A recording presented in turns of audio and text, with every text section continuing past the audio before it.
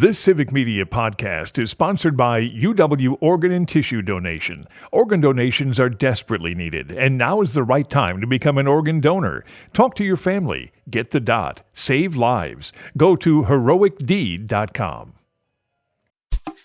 This is your WCFW Daily News Roundup for 105.7 CFW in Chippewa Falls and 93.5 The Tap in Eau Claire.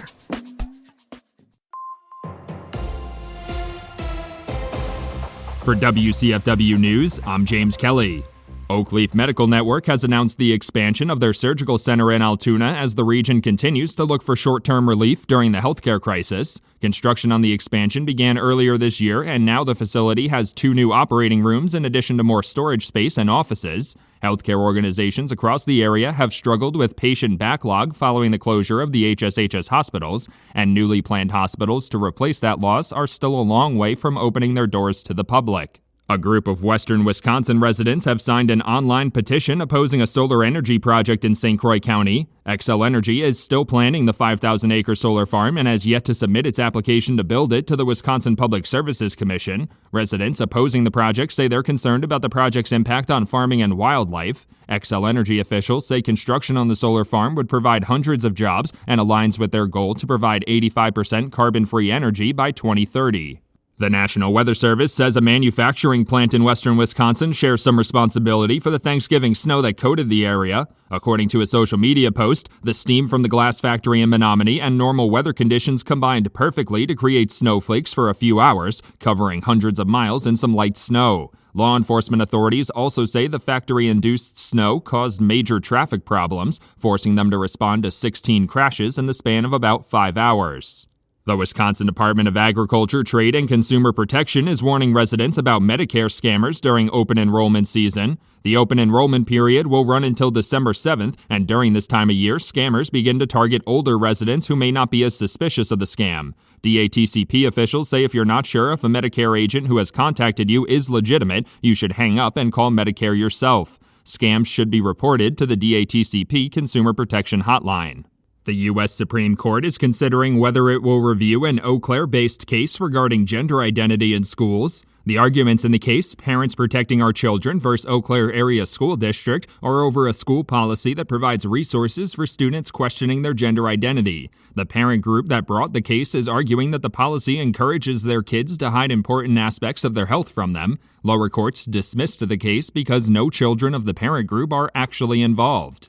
Law enforcement authorities have announced the arrest of a suspect in connection to an Eau Claire mobile home fire on Tuesday. According to a press release, 51-year-old Patrick Bichelle was arrested in the downtown area shortly after the fire and allegedly confessed that he had started it after being evicted from the mobile park home. Nobody was reported injured in the fire, but the mobile home was destroyed and a neighbor's property was damaged. Bichelle was charged with unsafe burning of buildings and is due to appear in court on Monday. A recent report from the Wisconsin Policy Forum found that the state ranks second in the United States for dam failures over the last 20 years. The study also found that dam failures have been occurring more frequently in recent years, leading researchers to believe that extreme weather caused by climate change could be contributing to the failures, as well as overall aging infrastructure. The Wisconsin Department of Natural Resources distributes $4 million each year for dam maintenance, but experts say more funding is needed. The Spooner Police Department has announced the arrest of a suspect in connection with a suspicious vehicle fire last week.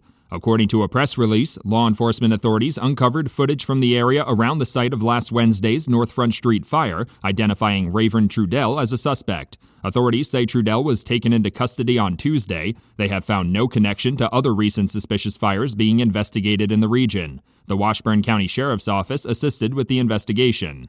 For WCFW News, I'm James Kelly.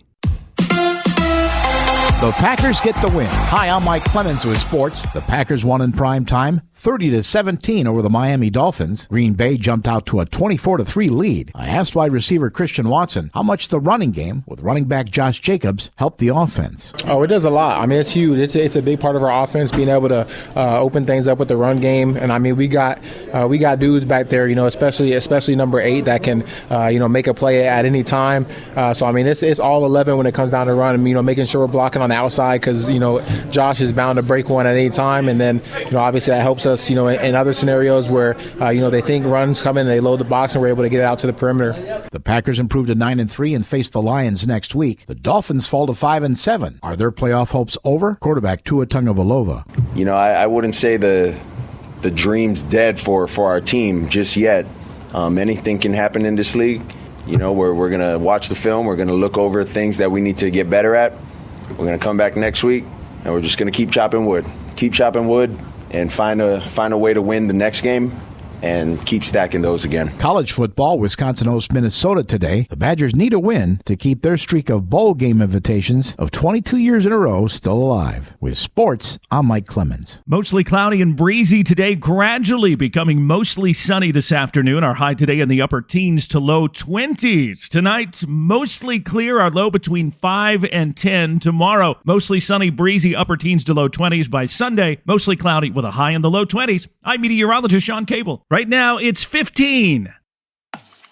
That's your WCFW and the TAP Daily News Roundup from Civic Media. Subscribe to this podcast on Spotify, Apple, or wherever you find your podcasts. Find more news at WCFW.FM or thetap.fm. The national news cycle never stops, but it can be hard to find news about your local community. Civic Media is dedicated to providing quality local and state news coverage across Wisconsin. With the Civic Media app, you can get notifications about local stories that matter to you and your community. Find the free Civic Media app in your phone's app store and choose notifications from the menu to tell us what kind of news you want to hear about.